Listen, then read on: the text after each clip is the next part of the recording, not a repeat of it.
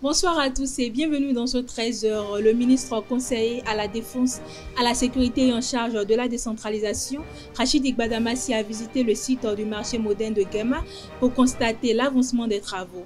À l'international, à Taïwan, l'armée se prépare à une éventuelle invasion chinoise en 2027. Des exercices militaires sont prévus en juillet pour tester les stratégies de défense. En sport, le sélectionneur du Nigeria, Eric Sekouchel, joue son avenir lors des matchs contre le Zimbabwe et le Rwanda. Une double confrontation décisive pour les Super Eagles. Plus de détails dans ce 13h.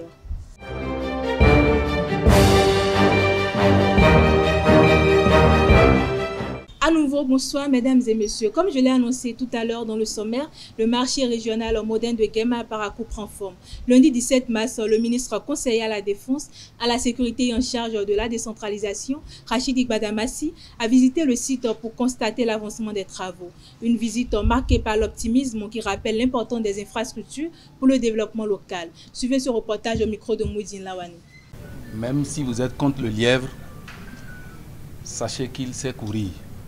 Toujours dans le cadre de sa mission de contrôle et d'information entamée depuis quelques jours, le ministre conseiller à la Défense, à la Sécurité et en charge de la décentralisation, Rachid Igbadamassi, a visité le lundi 17 mars 2025 le site du marché régional moderne de Gema à Parakou, un lieu où les travaux avancent à grands pas. Sur place, le représentant du maître d'œuvre fait un point sur l'évolution des travaux. Actuellement, nous sommes en phase de finition.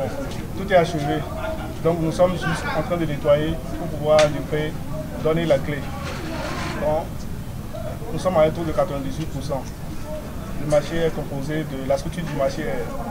Nous avons 290 étagères à l'étage, 233 étagères au rez-de-chaussée, 64 boutiques périphériques au bâtiment et 10 boutiques restaurants. Nous avons aussi des blocs administratifs, des salles de stockage, des locaux techniques, et des toilettes et un local suppresseur. Présent sur le chantier, le maire de Parakou n'a pas manqué de partager sa gratitude. Nous sommes au niveau du site du marché international de Gema. Pour beaucoup, c'était de l'utopie. Mais aujourd'hui, nous sommes venus accompagner des chefs de quartier. Parce que tout ce qui se raconte dans les quartiers, c'est que ça doit être un éléphant blanc. Chacun d'entre vous est entré. Et vous avez touché, vous avez pris des images et vous allez diffuser. Les gens verront que ce n'est pas des maquettes, mais que c'était du concret.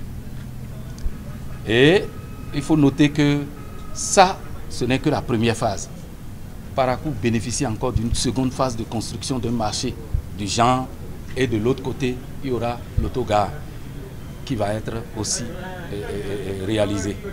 Ça ne va pas tarder parce que nous avons déjà toute la documentation au bureau. Donc, nous allons profiter de cette occasion, de vos micros, de vos caméras, pour remercier le chef de l'État pour cette vision-là.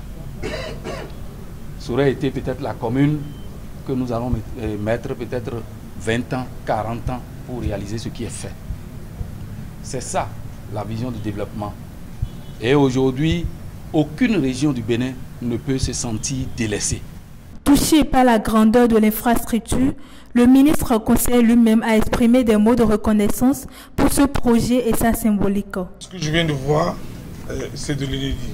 C'est du jamais vu. C'est du jamais vu depuis 1960. Parakou n'a jamais bénéficié de telle infrastructure.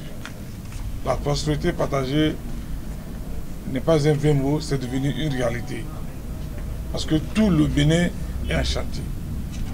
Alors, moi je pense, en tant que ministre conseiller, j'ai l'obligation politique de révéler aux populations de Parakou et au peuple béninois que le président Patrice Talon ne fait pas de la politique politicienne, mais il fait la politique de développement. Et vous venez de constater avec nous, les chefs quartiers, vous venez de constater avec nous, vous êtes témoins que Parakou est en chantier. Cette visite marquée par l'optimisme souligne l'importance des infrastructures pour le développement local.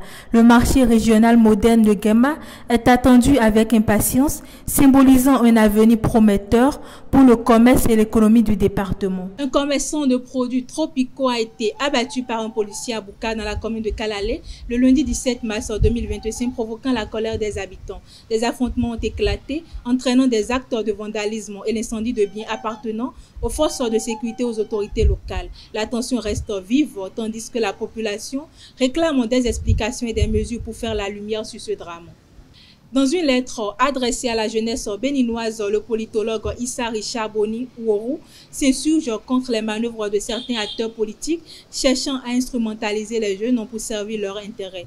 Il dénonce une classe politique qu'il qualifie de criminelle et sans conscience patriotique, préoccupée uniquement par le retour aux privilèges perdus. Appelant la jeunesse à la vigilance, il invite à rejeter ces manipulations et à œuvrer pour un avenir où leur voix compte réellement. Hors de nos frontières, figure du mouvement politique servi et non ce service Sens, Idrissa Barry a été interpellé sans aucun motif officiel par des individus se présentant comme des gendarmes mardi 18 mars à la mairie de la commune de Sahaba, en banlieue de Ouagadougou. En début de semaine, Sens avait dénoncé les récents massacres de civils Peul à Solenzo, dans l'ouest du Burkina Faso, attribués à l'armée burkinabé et à ses supplétifs. Les forces taïwanaises simuleront en juillet 2025 la défense de l'île face à une éventuelle invasion chinoise prévue pour 2027, a annoncé le ministère de la Défense de Taipei ce mercredi 19 mars. Selon un rapport soumis au Parlement, les scénarios de cette année seront axés sur des incursions militaires liées à cette menace potentielle. Les exercices annuels Rankwang se dérouleront du 9 au 18 juillet, rappelle la FOP. Sport pour boucler cette édition nommée en janvier 2025. Eric Sekouchel joue son avenir à la tête des Super Eagles lors des matchs contre le Rwanda le 20 mars et le Zimbabwe le 25 mars. Actuellement 5e du groupe C, avec 3 points, le Nigeria doit impérativement s'imposer pour relancer ses chances de qualification.